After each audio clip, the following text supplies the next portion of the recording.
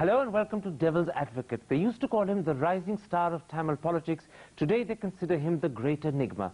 And the reason is his support for the LTTE and his changing political connections. Here to talk about both of them is the General Secretary of the MDMK, Vaiko. Mr. Vaiko, let's start with Sri Lanka.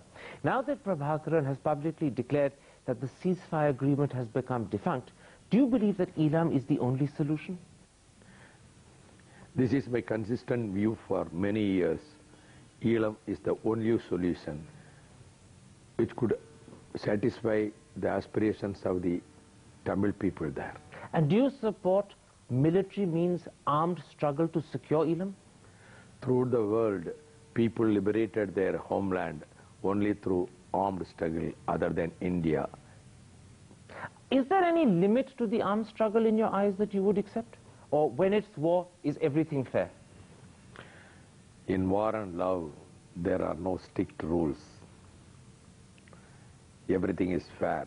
When victory is achieved, mostly the people and the world will congratulate and welcome. This has happened in Cuba, this has happened in Vietnam, this has happened in many other countries. Many people who are perhaps supporters of the LTTE draw a line at what they call killings. Would you draw that line, or would you say, no, they misunderstand? See, I am totally committed to peace, to peaceful means. But at the same time, we should not forget the fact.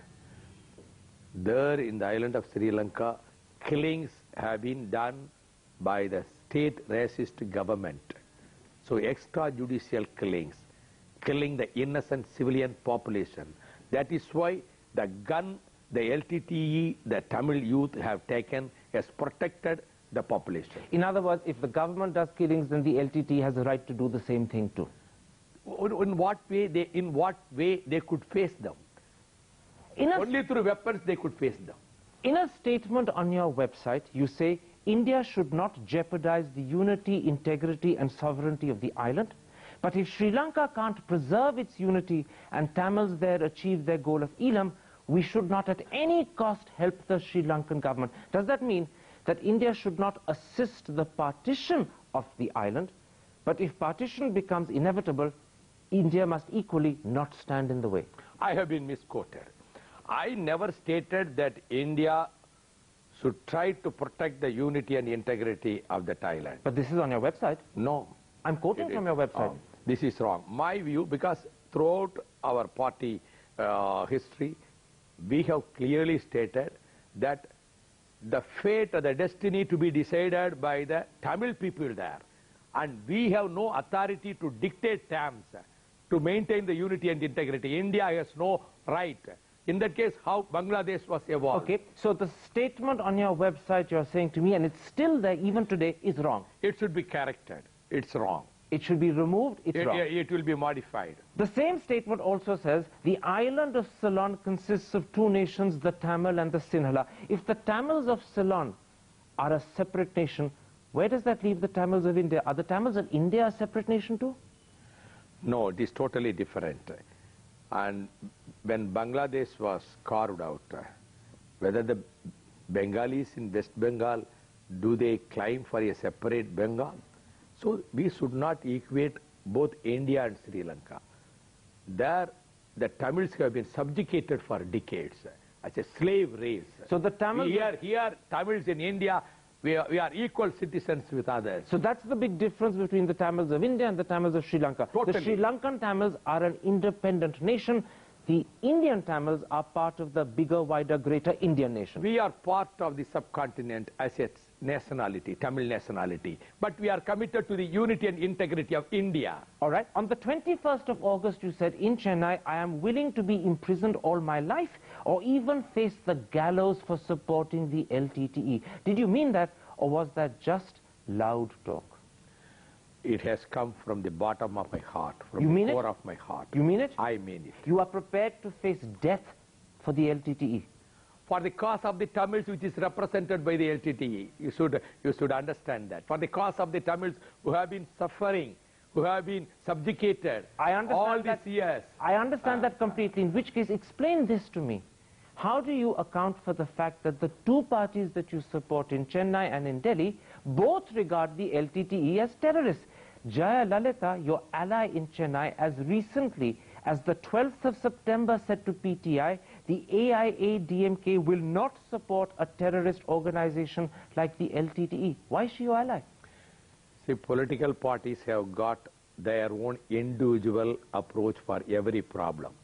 Otherwise, there is no need for separate political parties. Who's more important to you, the LTTE or Jaya Lalita? See, AIADMK, they are entitled to have their own views. MDMK is entitled to have our own views. But doesn't mean we have got differences in our alliance. So you've agreed to disagree over the LTTE? Pardon? You agreed to disagree over the LTTE? See, we agree to disagree on certain issues. In that case, in any coalition, every political party is having their own individual identity and views. I understand. Your case with Jaya Lalita is you agree to disagree. The problem is you also support the Congress in Delhi, and that is a party that also considers the LTTE to be terrorists. And in the case of Congress, they're not asking for your support, you're thrusting it on them. I am not thrusting on them. We are not thrusting on them. We have not got, we don't enjoy any ministerial berths. And when Mr. Prime Minister Dr. Manmohan Singh requested me to continue in the alliance, we are continuing. In other words, you're saying to me that you're continuing in the alliance at the specific request of the Prime Minister? Because we decided to join the alliance. And today we want to continue in the UPA. You want to with continue? With self-respect we continue. And we have been... This is very important. Do you want to continue, or has the Prime Minister asked you to continue? Which is it? We want to continue in the UPA, provided we are properly respected and given due regard. But you're prepared to do that at the cost of the fact that the UPA as a whole, and Congress in particular, considers the LTTE to be terrorists. You don't. So you've sacrificed the LTTE to be able to support the UPA. Why should I? Whether the communists have sacrificed all their ideology to support the UPA government, they are extending support from outside. We are also extending support from outside. So we are not in the cabinet. All right. Explain this to me. What does Sonia Gandhi make of the fact that in public speeches in Chennai, you publicly eulogize, you shower praise on Prabhakaran, but in her eyes, he is the principal accused in the Rajiv Gandhi assassination case. How does she handle this, Sonia Gandhi? You see, on this issue, it is a very emotional issue. And this issue doesn't come in the way of our cordiality. And therefore we... So once again, you've agreed to disagree? Yes.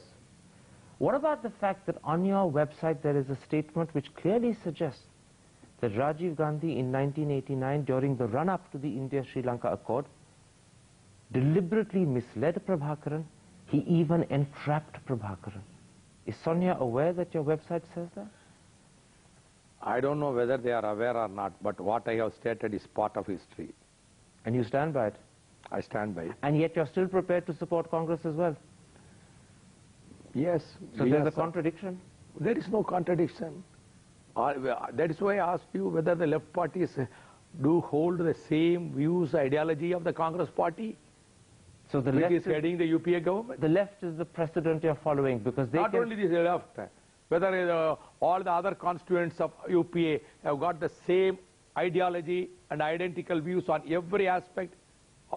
This is my question. All right. Whether the parties, constituent parties of UPA, which are enjoying the ministerial berths, do they have the same yardsticks and approach to every problem like Congress? And if they don't, then the MDMK can follow suit and also have contradictions inherent in its approach. All right.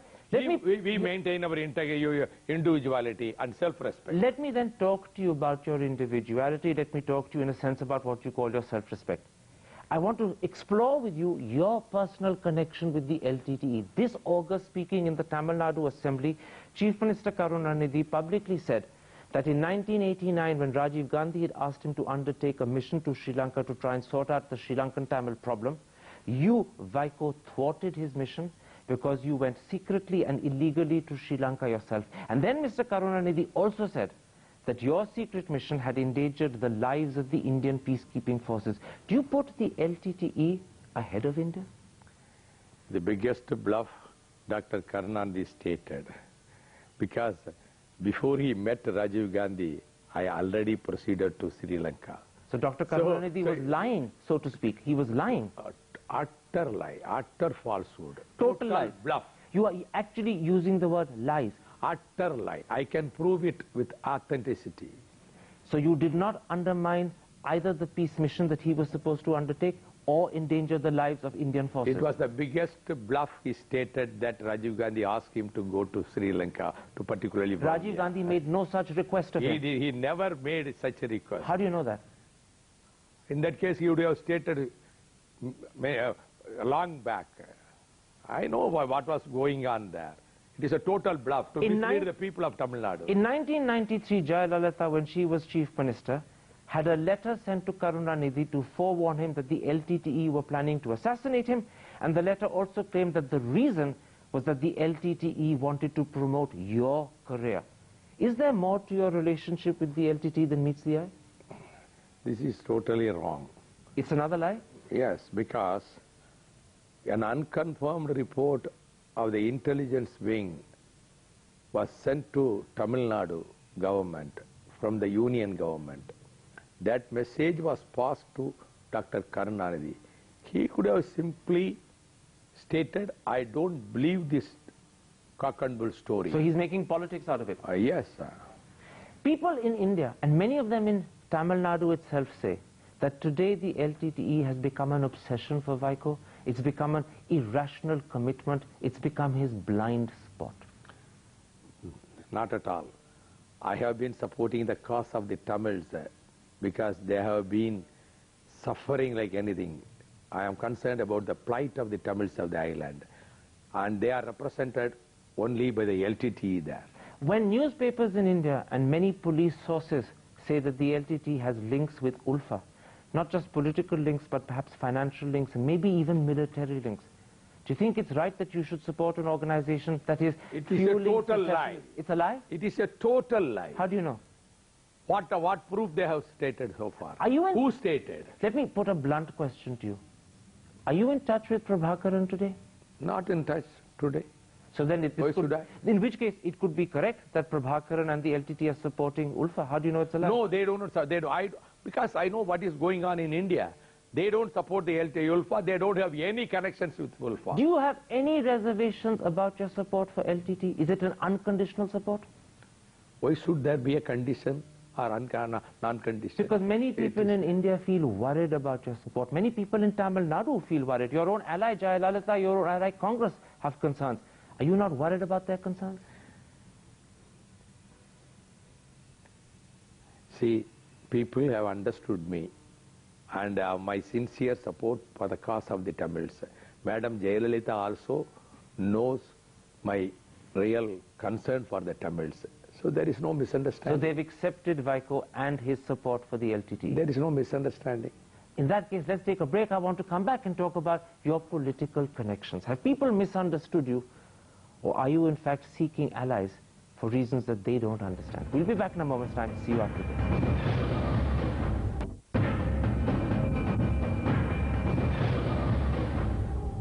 Welcome back to Devil's Advocate and an exclusive interview with the General Secretary of the MDMK, Vaiko. Mr. Vaiko, let's turn to your constantly changing political commitments, what the press calls your flip-flops. I want to ask you a blunt question. Are you an opportunist who seeks allies for personal gain and personal convenience rather than ideology? I am committed to ideologies. And in India, political parties, new permutation combinations they make, and alliance they change, and DMK was with BJP and they are with Congress. They opposed Congress. Okay, you say you're committed to ideology. Let me point this out. In 98 and 99 you were with the BJP and the NDA. Yes. In 2004 you were with Congress and the UPA. In 2006 you're with Jayalalitha and the AIA DMK. Do you change political allies like the rest of us change clothes? I am consistent in my political views and ideologies. These are ideologies, 3 changes in 8 years. 3 changes in 8 years. Many political parties, they are compelled by circumstances to change sides. And here, the cadres and the rank and file, the entire party machinery, we decide in our general council, we discuss deliberately, we have deliberations. So collective decision we make in the party. I am not making any decision on my own. This is the views of my party. It may well be a collective decision, but that doesn't make the decision more moral. Let me point out to you, in 2002, you called Jayalalitha a fascist. You said that she had a sadist mind. In 2004, you said this lady is trying to demolish all the cherished principles of the Dravidian movement. You, in fact, accused her of atrocities. Let me finish.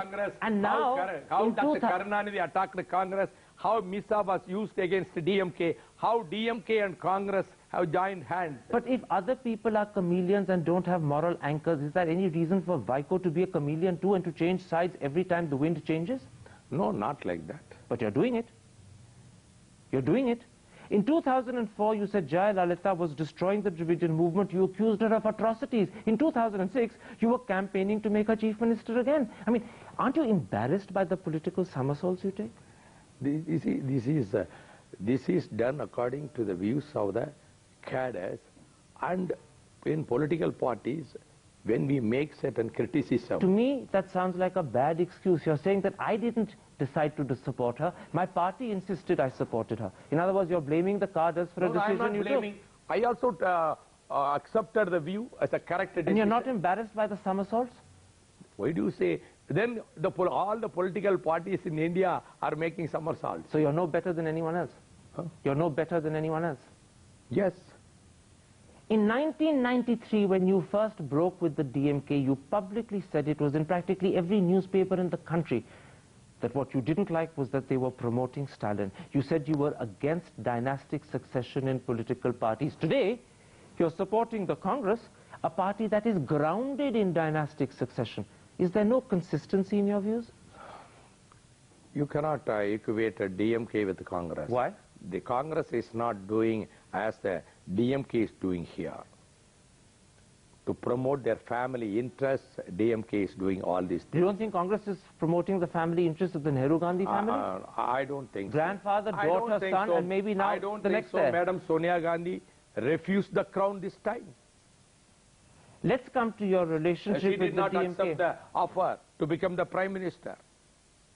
And can you give me a guarantee she won't become the Prime Minister, or her son won't become the Prime Minister after the next election? Why should I give a guarantee? What has happened, I am telling you. And that you think is the big difference? No, what has happened? She refused the crown of Prime Minister. You cannot equate the Congress with the DMK. All right. And the DMK, Karunanidhi is promoting his only family, his family Let's only. take up the DMK. You broke with the DMK over a difference of 3 seats. Are your political commitments so fragile that over something as small and slender as 3 seats, you can break with the party? It was 3 seats? Not only because of 3 seats, the way in which we were humiliated by the DMK for 2 years, and the way in which the DMK committed a fraud using the strength of the MDMK to get ministerial berths in the UPA government. If humiliation is what drove you out of the embrace with the DMK, how come humiliation didn't prevent you embracing Jayalalitha? She arrested you in 2002 under Porter. She held you in jail for 18 months. She even wanted to ban the MDMK. She humiliated you more. DMK was about to be banned by the Congress, and the worst sufferings we had But you're not answering my question. MISA. You're not answering my question. Kindly listen my answer. How DMK joined hands with Congress? Out of what necessity DMK joined hands with Congress? Kindly tell me. So political convenience and compulsion is more important than commitment and ideology. In politics, there are no permanent friends, no permanent enemies. Is there only permanent self-interest? No. Permanent conviction for the cause of the people. But you seem to identify the cause of the people with the AIA, DMK at one occasion, DMK on the next occasion, Congress, and then with BJP. So it seems to me that your idea of the interest of the people keeps changing. No, I have not changed my ideologies or conviction, whichever party I had alliance. Are you a misunderstood man? No, I am not misunderstood. Are the press and the critics being unfair to you? The press is very fair to me in Tamil Nadu, in Delhi. Press is fair to me. Have I been asking questions that are misunderstanding you? Because I'm accusing you of being an opportunist. I am not agitated about your accusation, but fair-minded people will judge with all fairness about my commitment to the ideologies. Mr. Vaiko, it's only fair that I let you have the last word. A pleasure talking to you on Devil's Advocate. Thank you.